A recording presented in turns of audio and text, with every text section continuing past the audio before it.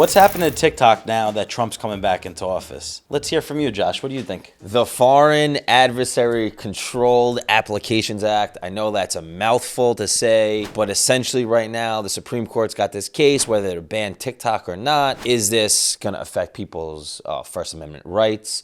Why is Trump even getting involved if it's with the Supreme Court? We could talk about the act a little bit, what it does, and essentially, what are steps forwards for applications like TikTok. Are you a TikTok user? I'm not an avid TikTok user. I don't dance on videos, anything like that, but I know Trump does his little dance, Maybe that's why he's trying to save TikTok, so, his dance could go viral. TikTok is a big platform for anybody that doesn't know, with a lot of creative personas on there, a lot of comedians, a lot of great entertainment can be found on TikTok, but the issue is TikTok is based in China. In China. It's in China.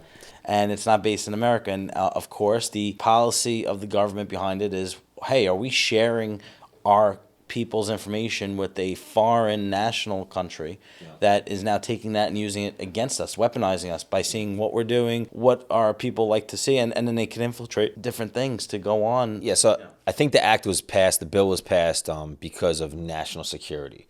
Would this have come up if an American company owned TikTok? No, it wouldn't, because that's the whole thing is they have no problem if it's on our soil because it's regulated. The people that are based in the United States of America are not here to hurt the Americans. They're here to presumably make a profit and have a platform or medium for people to communicate and share ideas. But the thing here is, this is not a ban on a company that's selling products or doing reviews.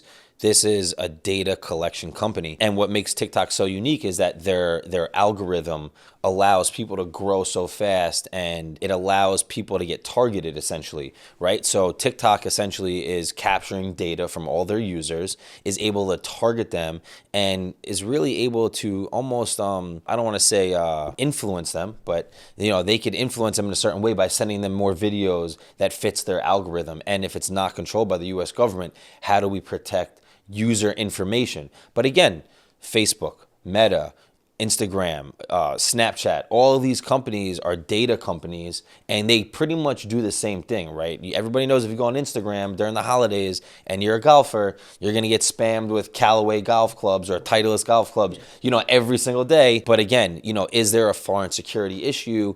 And why would Trump want to put a pause on, the Supreme Court's decision about TikTok, until he actually gets in the presidency? That's because Trump is a deal maker, not a deal breaker. So I think one of the things that he likes to do, and it's seen, is that he likes to strike deals that are fair or that are in America's best interest. He's platformed and stood on his soapbox saying, listen, these deals X, Y, and Z are not good for America because X, whatever it is.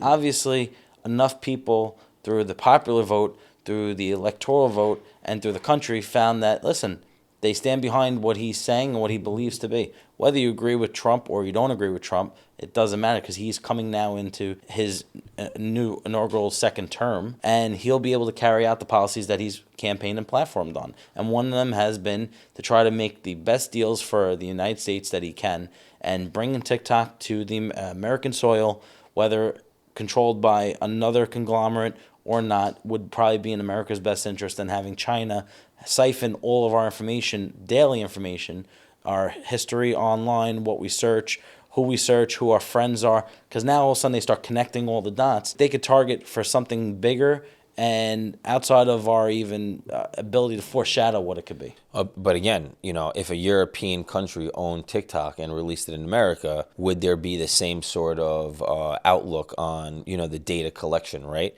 I know a lot of companies have parts made overseas, or, there's foreign UK and European companies that operate in America. Is this directly based on the fact that this is owned by a Chinese company? I think that's a great point. And you may listen, if the United Kingdom created TikTok and it was based there, would this be in the media talking about this? I'm not so sure it would, but it could be, because it still falls under the act, and it's under the presidential purview of whether he deems it's against national security to do that, and the DOJ then to enforce and investigate.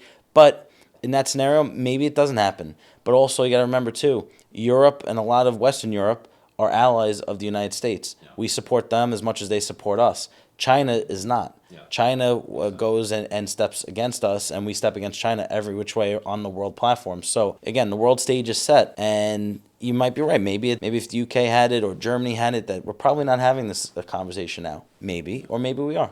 Yeah, and I think the the First Amendment rights is what the users want to argue, right? Hey, I have a First Amendment right to use this social media platform any which way I want.